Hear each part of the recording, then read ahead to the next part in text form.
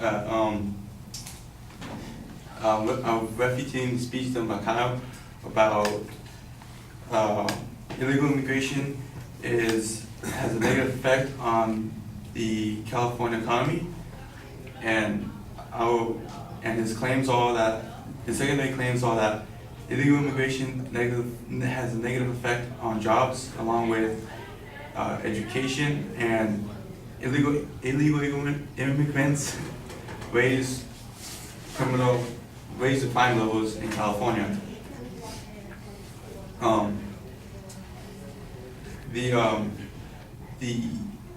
The amount of immigrants in the United States is about illegal immigrants in the United States is about 2.4 million living in California.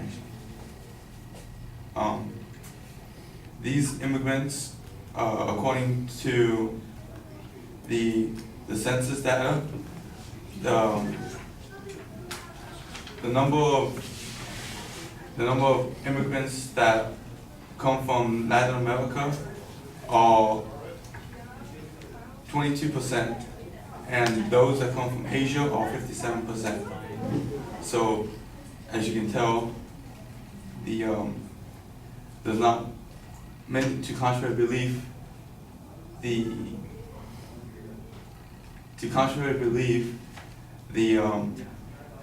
more immigrants coming in from Asia than Mexico or any other Latin state, which means that his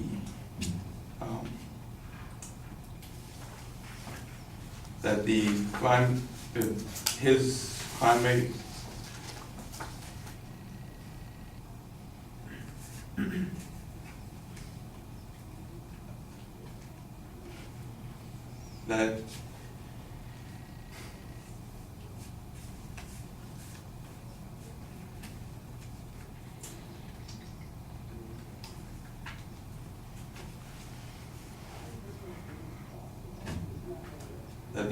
that's some information about immigration. So, on his first claim that that illegal immigrants have a negative effect on jobs, this is a false claim, because according to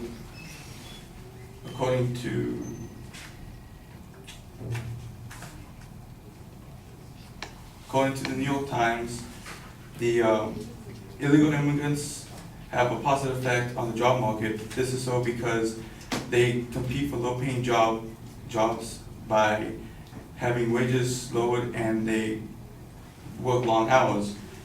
This does not affect those who have skills in a job, because the illegal immigrants either have a high school diploma or do not have a high school diploma, and the employees that they are affecting are only those who are in the same category as them, which do not have a high school diploma or do have a high school diploma. Those who have more than a high school diploma have seen an increase in 10% in their wages in the past few years.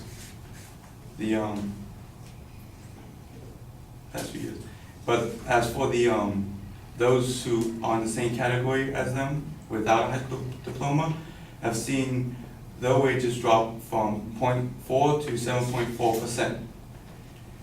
Now, as for a second claim, education,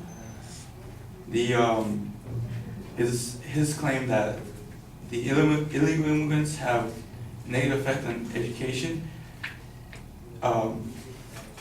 this is partially true because the government spends about $3.4 billion on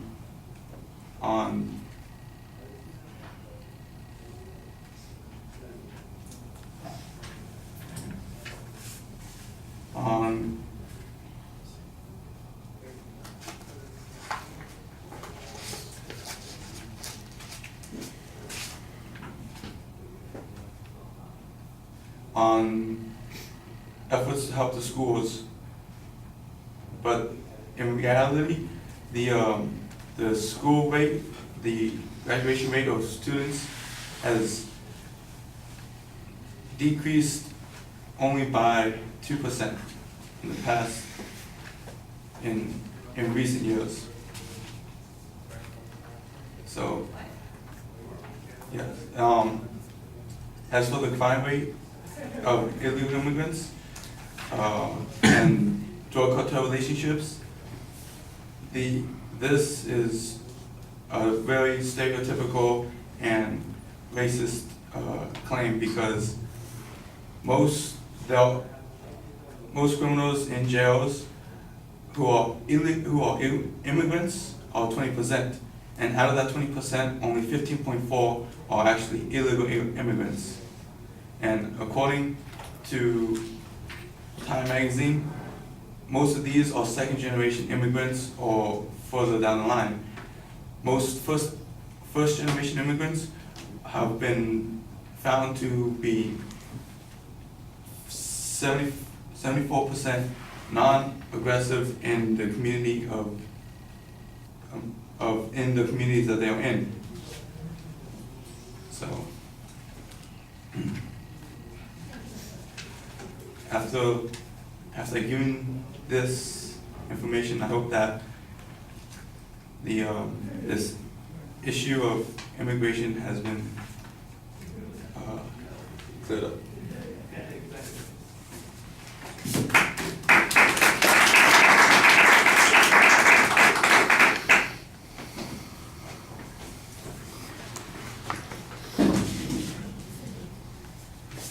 All right, well, you set up the main claim. The secondary claims are not really previewed, but in the body of the speech, it seems like you've got them in categories, and I assume that those are the same categories that the advocate used. So I think it could be a little bit clearer at the beginning.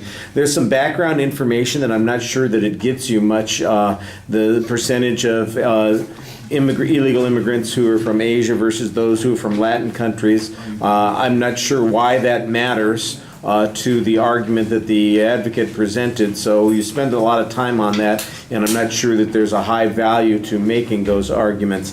I thought you were stronger when you got to the individual claims on jobs, education, and the crime issue.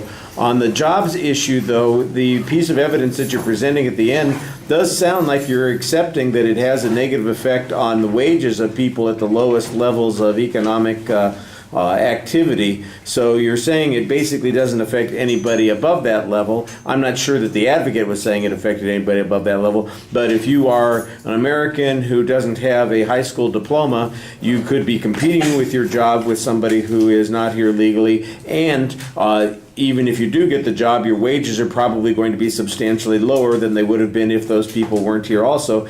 That sounds to me like it does in fact support the advocate's claim instead of maybe it diminishes it a little bit on the upper level, but like I said, on that level it sounds like it provides a pretty negative consequence. On the education issue, I thought it got a little bit confusing what your numbers meant. It sounds like you're basically saying a large influx of illegal immigrants has only resulted in a 2% decline in graduation. So I guess the argument is that, like I said, it's an attempt to diminish the issue. I'm not sure that you got much through as a result of that. And then on the third point on the crime issues, you've got some statistics, but I think that you're kind of rushing through those statistics without explaining ultimately what it means or what inference that we've got. You've got this one argument that says, that's stereotypical and racist, and well, what was the advocate's actual claim, and what are you saying about it that is substantially different? That needs to be a little bit clearer. Like I said, there were a couple of places where I think you got a little bit lost looking for the evidence that you had, so maybe you needed to be a little better organized when you were getting ready to speak. All right, well, let's call it a night.